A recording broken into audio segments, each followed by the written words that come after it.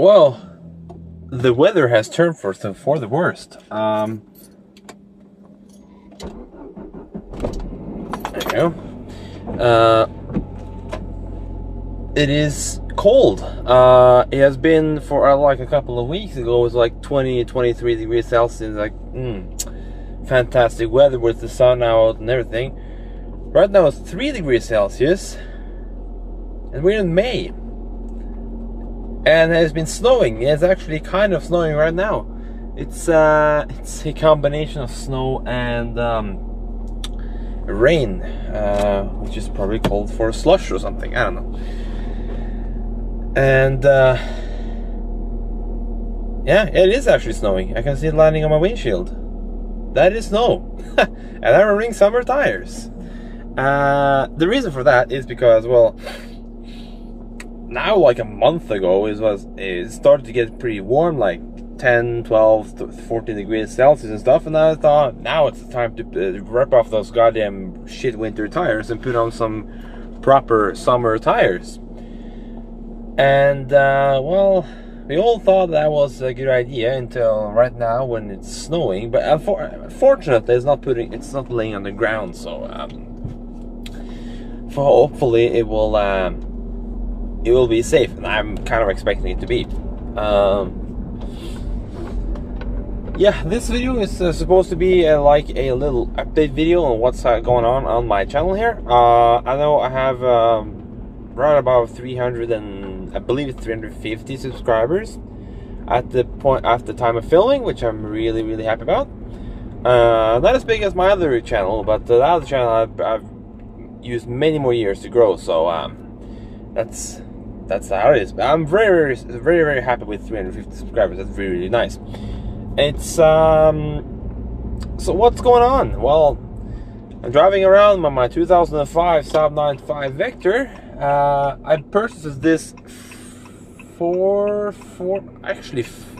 this is 4 months ago now. Look at another Saab. Look how nice. And he was looking. Of course he was looking. And while I'm driving around my 2-liter Saab, what has been going on? Well, I do have planned a 2.3 engine swap for this. If you're a subscriber, you'll probably remember the B235R rebuild video, rebuild parts unboxing video thing. And that project is still going, but unfortunately when we disassembled the engine, we found out that the crank is gone. The bearing has spun way too much, and we made some pretty hefty grooves in that crank, as well as both the rod bearing failed first. Well, what we believe it is, the rod bearing failed first, and after that the crank bearing failed, and that crank bearing really failed. It was almost nothing left. Fortunately, the block is still okay, but what I'm doing is this engine has done now 214,000 kilometers. When I purchased this in like 4 months ago, it's done 196,000. So, and I changed oil with 2 or 3 times now. I'm pretty up with the oil changes. Saab engines, you have to be very specific with the oil changes and what kind of oil you use, and using your oil filter and stuff. So yeah, I got a tailgating Peugeot behind me, which is normal because people doesn't want to drive 50 on this road, even though it is 50. So yeah, what I thinking was buying a new crank when that time comes, when that money arrives. It's really expensive for a new one. A new one costs $2,000. $2,000 for a fucking crank. So excuse for the language there. But I'm looking at buying a used one. As long as it's good, I'm happy with that. So let's give this a little happy little throttle here. I'm gonna show you the turbo lag. So 2,000 RPM right there. I'm gonna floor it now. There's turbo. Whoa.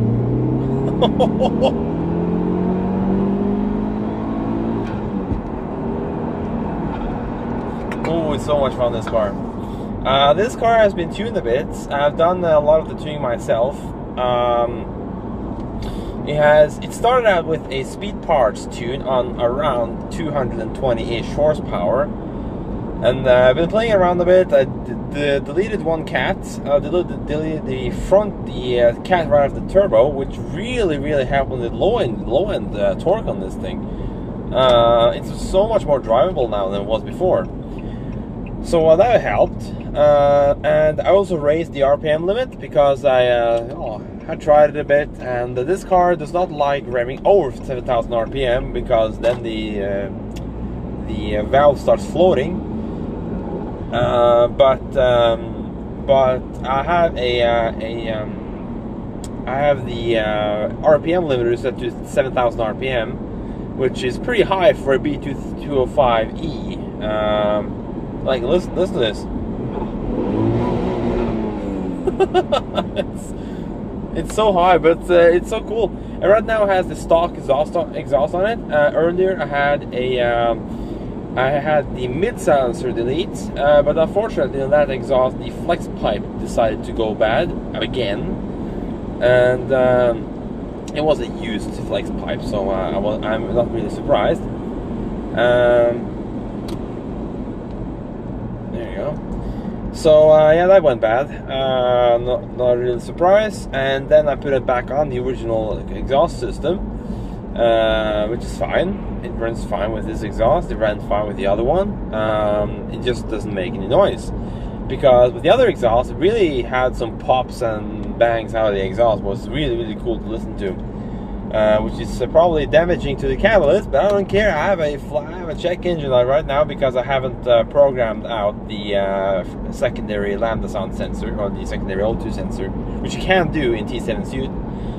I haven't done that, so if I fill it, I run this car normally on 95. Normally we have 95, and the highest octane is 98. And if I fill this up with 98, that light goes off, the check engine light, because for some reason the cat efficiency goes up, or well, stays within threshold. And which is interesting is there is no cats. So this car really runs clean when it runs on 98, to the point that you actually don't need a cat, which is really interesting. I'm also gonna knock out the secondary cat, just because what's the goddamn point? It's an old car. What's the need of having cat on this thing? And also will cause the engine to be a little more happier on the low range, and when you don't have the turbo and stuff, because it just breathes a lot better. And there'll probably a little flames and pops out the exhaust. So yeah, have got a flames out of the exhaust with both cats in before, so that's no problem throwing flames at this car. But with no cats at all, you probably throw even more flames. So yeah, I'm thinking about putting in the B235R bottom end parts into this engine, because this has a good head, has a good timing chain, because it was pretty recently replaced. The clutch, of course, is going to be replaced, because you can't run the 2-liter clutch on the 2.3 Aero spec. That's way too weak. You can probably run the clutch, but you have to have a stronger pressure plate.